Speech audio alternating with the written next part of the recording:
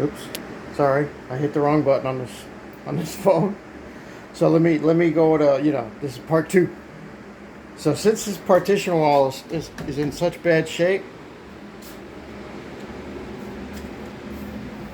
and everything's all kind of focaccia down there with the plumbing being offset from the bottom plate,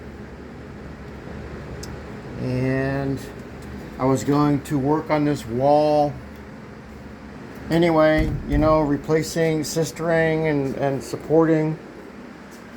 I'm thinking about, and I know you're not going to believe this, I'm thinking about moving this wall over.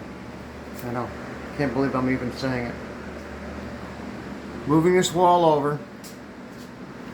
Now, what I want to do is I want to lay out my subway tiles for the shower. Because since I'm going to do this, because I want to, as long as I'm going to do it, and it's going to be hard for me to explain it, but I'm going to try to do it as best I can. I'm going to do it based on the layout of my subway tiles, right? On the back wall. So what I mean is I'm going to lay out my subway tiles just the same way that they're going to be installed. And when I do that, I want to take that measurement, and that's going to be the measure that I move this wall over. You know what I mean? So my subway tiles are, 11.5 inches?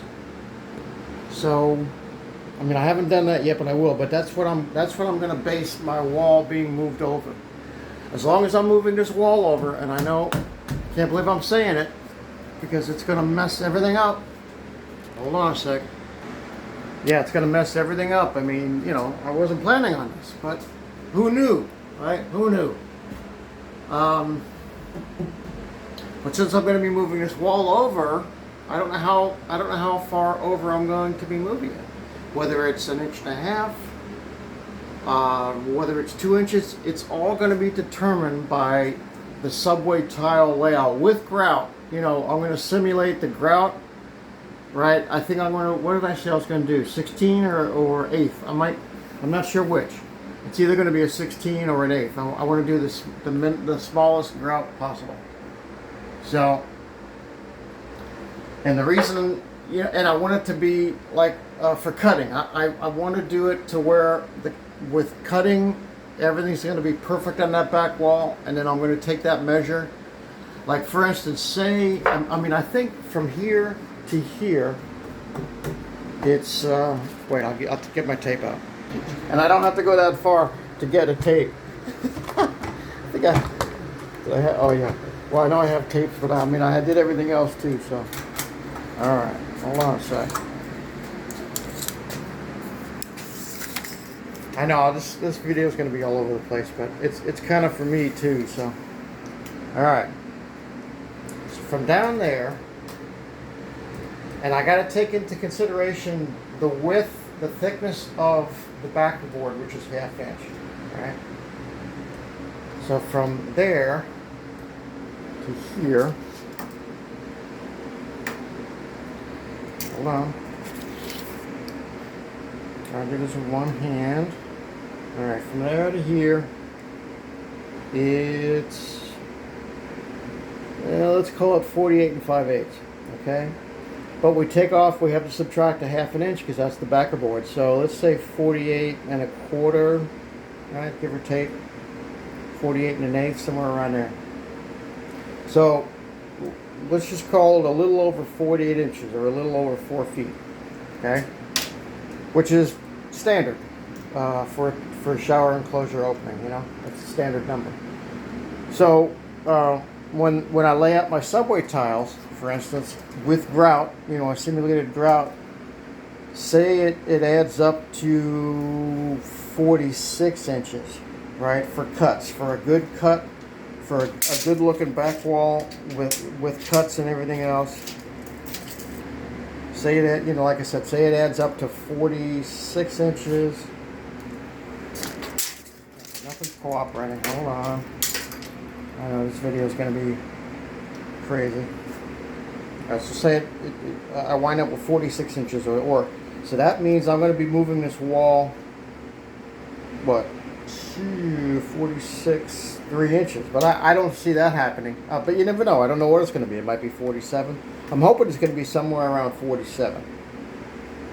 Because that'll make it like 2 inches or so. And that's good. 2 inches will give me a lot of room over here. And it'll also give, now that's going to do a couple things for me. That's going to move this, not this, but it's going to move my bottom plate in. So this plumbing is more inside this cavity. Not that that matters, but if I can get it inside this cavity, when I put my backer board on, I won't have to worry about any of this plumbing. So that's a plus. That's a plus right there. That's one plus. Another plus is it's going to give me a better shelf for my either end. So it's going to give me a nice little shelf here for the tub now, right? And it's going to give me a nice little shelf over here. Because right now I don't really have a shelf, which is, I have like, I'm going to say an inch at the most, right? I have a shelf on either side. So if I move this thing over 2 inches, let's just say for argument's sake, that's going to give me like a 2 inch and a 2 inch shelf. So you got to figure for the backer board is a ½ inch. So that's going to give me about an 1.5 inch shelf, and that's fine because I would like for you to be able, or for me to be able to see the tile, because remember I'm going to be putting tile all the way around the base of the tub, the deck. Let's call it the deck of the tub. All right. So am I crazy? Yeah, absolutely. I'm going to have to be taking all this apart. And another thing that's important is I'm going to have to start dismantling the shower in order to do that. So, and it's also going to affect my ceiling. And here's what I thought about with the ceiling. I was going to just tape and texture, but now I'm thinking since I have to put like a sliver of drywall up there, it's not really desirable. So now what I'm going to do is I'm going to finish the ceiling off with some sort of material similar to my shiplap, my T&G shiplap.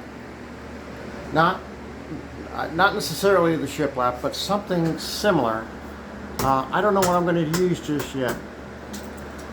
I'm going to have to look around for that. So that'll eliminate the need to tape and texture this, which will be fine. So that'll hide this little fill piece that I'm going to have down here. Hopefully you can follow along with what I'm saying. I know I'm all over the place, but I kind of hinted to it the other day when I was at Lowe's. And yeah, so this wall is it is load bearing a little bit. It's not structurally load bearing for the house, but it's carrying the load. There is a load that it's carrying, right? But it's not carrying a great load. So what I'm planning on doing is, well, first of all, I got to lay out my tiles.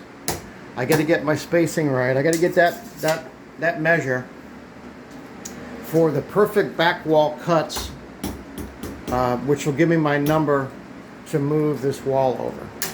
That's my starting point, is measuring tiles, laying them out with grout, getting that measure, and then that'll tell me how far over I'm going to move this wall.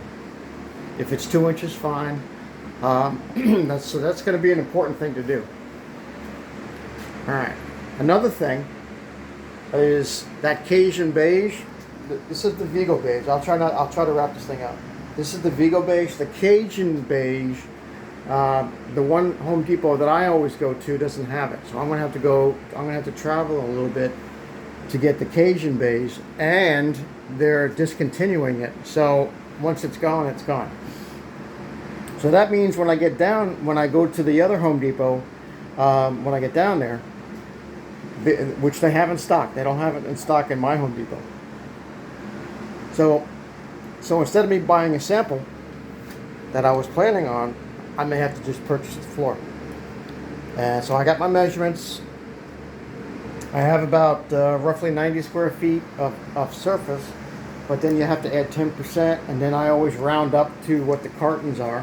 So I'm going to get 7, maybe 8 cartons, maybe even more, because I might get some extra for the my guest bathroom whenever I do that. So anyway, a lot going on. Didn't mean to, you know, make this really long. So I'll leave you with the shot of this partition wall, which I'm going to have to do a lot more work, and it's just going to put me that far back. All right, so hang in there with me. Hey, all right, thanks for watching. Stay tuned. More to come.